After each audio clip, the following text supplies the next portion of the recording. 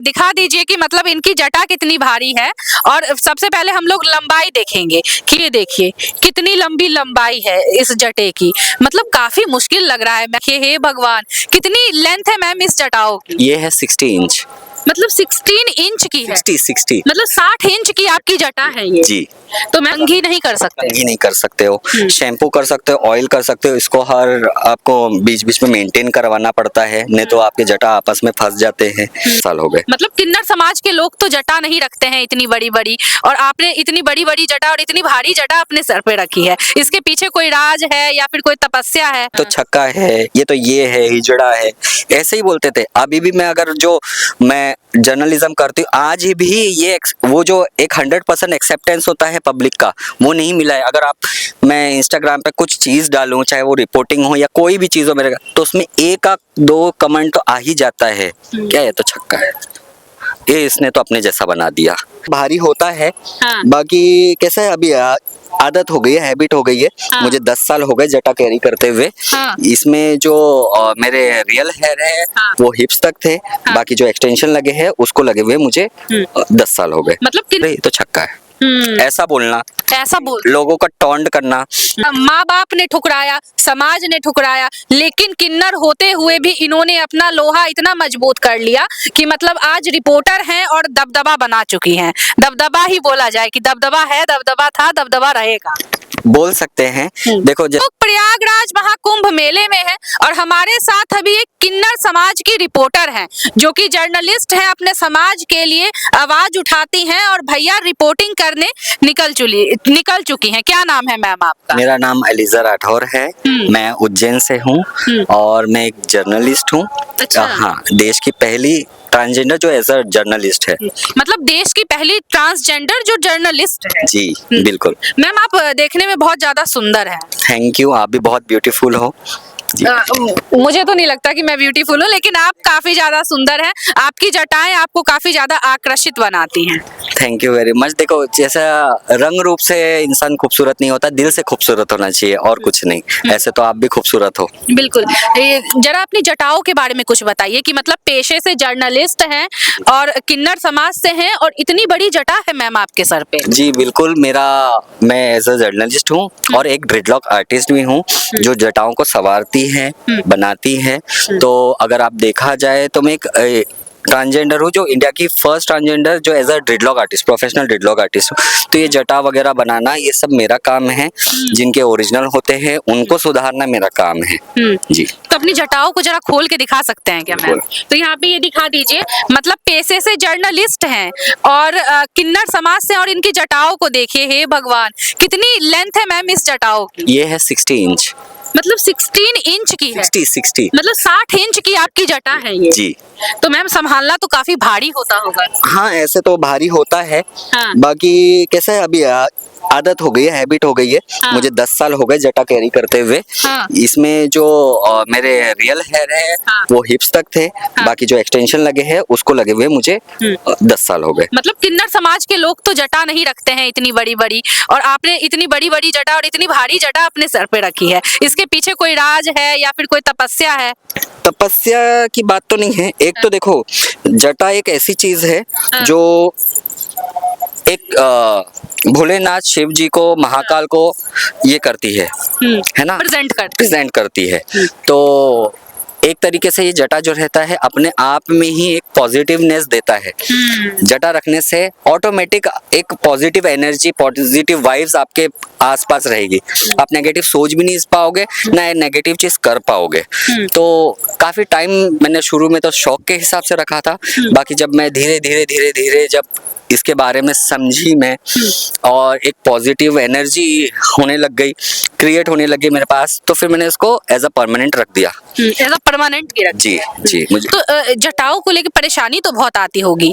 मतलब इतना मतलब कठिन काम, पेशे से आप रिपोर्टर हैं और सर पे इतना भारी जटा, मतलब काफी संभालना तो बहुत मुश्किल होता होगा आपके लिए। देखो, कैरी तो करना पड़ता है। स्टार्टिंग में दिक्कत आती है क्योंकि एक हैवी होता है, आप इसमें कॉम नहीं कर सकते हो। अच्छा। हाँ, हाँ, शैम्पू कर सकते हो, ऑयल कंघी नहीं कर सकते। कंघी नहीं कर सकते हो, शैम्पू कर सकते हो, ऑयल कर सकते हो। इसको हर आपको बीच बीच में मेंटेन करवाना पड़ता है, नहीं तो आपके जटा आपस में फंस जाते हैं, बहुत फंस जाते हैं, तो फिर वो एक प्रॉब्लम क्रिएट होता है बाद में ओपन करने के लिए।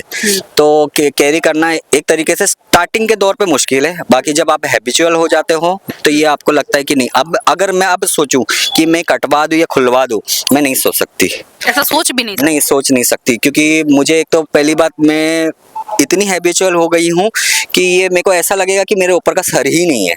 अच्छा। हाँ, फिर एक जो मेरे को ऐसा लगेगा कि मेरे पास से जो पॉजिटिव एनर्जी है, एक पॉजिटिव एरा है, वो मेरे से कट गया।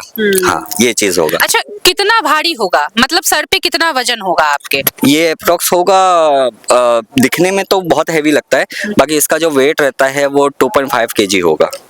2.5 kg। हाँ। लेकिन आम इंसान के लिए 2 किलो वेट भी काफी ज्यादा है बोला जाए तो। हाँ, ऐसे तो वेट होता है, बाकी क्या करे, देखो कैसा है, अगर आपने किसी चीज को मान लिया है एक रिलीजियसली स्पिरिचुअल से, अगर आप जुड़ गए हो इस चीज से, आप महादेव के भक्त हो, तो ये आपके लिए को 2 किलो क्या 5 किलो 10 किलो रख लो तो कोई मायने नहीं रखता। महादेव को आप आराध्य मानते? बिल्कुल बिल्कुल, मैं महादेव की बहुत बड़ी भक्त हूँ।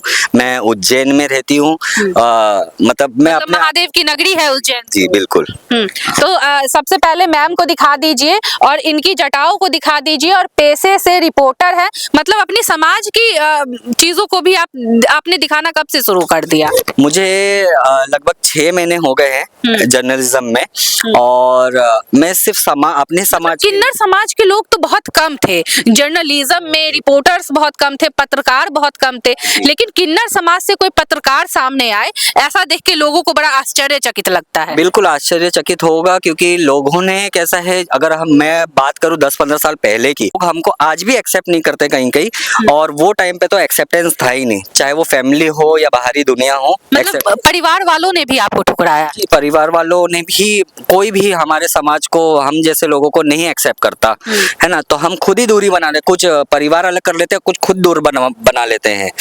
तो अब के दौर में देखें तो जैसे हमारे किन्नर समाज में हमारी गुरु होती है, वो सपोर्ट करते हैं, तो हमारा जो भी एक टैलेंट है, जो एजुकेशन है, वो आगे बढ़ता। तो हमारे भी किन्नर समाज ने ही सपोर्ट किया, तो ही मैं इतना आगे बढ़ चुकी हूँ, वरना बाहरी दुनिया के तो मतलब अगेंस्ट ही है वो। आज भी देखें, अगर 2014 में जो एक लॉ पास हो गया है कि हाँ चलो एक अधिकार मिल गया कि ट्रांसजेंडर को एक थर्ड जेंडर, वो वोटर आईडी वगैरह में जो एक जेंडर होता है, मेल फीमेल के अलावा थर्ड जेंडर आ गया, वो आ गया है। अभी भी कहने को बोलते हैं कि जॉब्स है, ये हैं इनके लिए, थर्ड जेंडर के लिए, लेकिन वो कहाँ, मतलब वो किस प्रकार है उस पे, मतलब अगर जॉब रखे हो तो उसमें सैलरी पैकेज इतने कम है कि वो एक ट्रांसजेंडर गुजारा नहीं कर पाएगा। मतलब धरातल पे अभी भी उस लेवल का काम नहीं हुआ है कि आप लोगों का कुछ सहयोग हो सके। हाँ, गवर्नमेंट की तरफ से सारे चीज आपने कर दिए थर्ड जेंडर के लिए, ट्रांसजेंडर के लिए, कि जॉब है, ये सुविधा है, वो सुविधा है, लेकिन वो एक जो रहता है रिक्वायरमेंट थर्ड जेंडर का, उस पे नहीं है। अगर मान लो कि आप कोई जॉब लग रहा है, एक ट्रांसजेंडर, एक नॉर्मल इंसान तो चलो कर लेता है, उसके घर में 10 जन कमाने वाले रहते हैं, हमारा कोई घर परिवार नहीं रहता है, कोई घर परिवार नहीं, कोई नहीं रहता, हमारा खाली किन्नर समाज है, सब किन्नर समाज। हाँ, हमारी गुरु रहते हैं, हमारे चेले होते हैं, तो उसमें अगर 5-6 हजार की आप जॉब दोगे तो पूरे आज के टाइम पे 5-6 हजार क्या है। बिल्कुल। तो जब से आपने माइक को पकड़ा और जब से आप मतलब फील्ड में निकल गई माइक को पकड़ के, तो तब से आपको मान सम्मान मिला है या नहीं? मान सम्मान देखो, मुझे मान सम्मान की बात करें तो देखो, उज्जैन एक ऐसा शहर है जहां हम जैसे लोगों को एक अर्धनारीश्वर रूप वहां बैठा हुआ है, तो वो वहां से मुझे इज्जत शुरू से ही मिलते आई है। और एक बात करें जर्नलिज्म से, उससे मेरी और इज्जत बढ़ गई। जो मैं ड्रेडलॉक कर रही थी उससे भी मेरी इज्जत बढ़ी कि मैं एक एकेडमी चला रही हूँ। तो हाँ, ये देखा है कि जो एक जर्नलिज्म आया है उससे मेरा एक लेवल और बढ़ गया, एक लेवल और बढ़ गया। हाँ, जी।